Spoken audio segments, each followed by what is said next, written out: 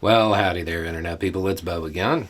So, today we are going to talk about Fox and quotes and managing expectations.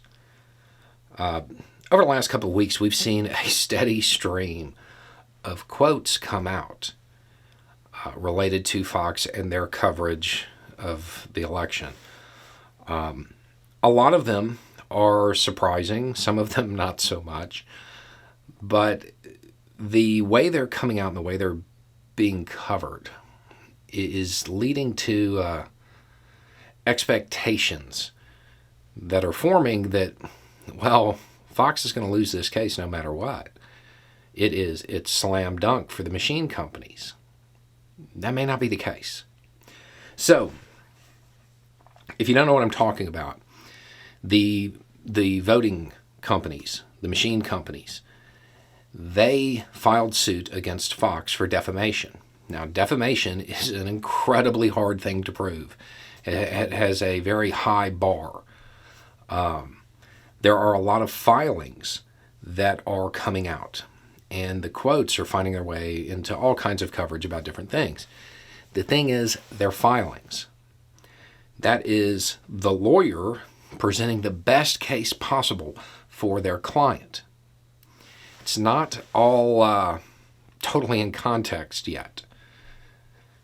The way it's being covered makes it seem as though, well, no matter what, Fox is paying on this. And that may be the case. But the way the quotes are used, as an example, there's one from Murdoch saying, yeah, they endorsed it. Something to that effect. Talking about Fox News commentators endorsing the baseless claims about the election. They endorsed it. That seems like a slam dunk right there. I mean, like that's the end of the case, right? Not really. What's the next question? We don't know yet. But if the next question was when did they endorse it? And the answer is, well, up until they knew it was wrong. And then they brought other people on because the allegations were being made and they had to cover it. That changes the whole dynamic. Now, do I expect that to be the case? No, I don't, actually. But with a lot of the quotes that are circulating, there's probably some missing context. It's also worth remembering that it is a situation of media covering media. Pretty much every media outlet would benefit from Fox taking a hit. And aside from the corporate angle to it, there's also the journalist who's covering it. They may have ideological qualms with Fox. They may have ethical qualms with Fox. They may not like the way they do things. They may think they're too sensationalist. I am not an exception to this.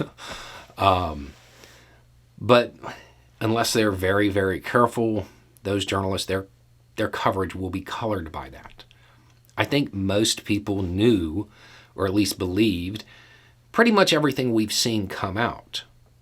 All of these quotes, Sean Hannity being privately, let's just say disbelieving of Trump's claims. I think most of us knew this.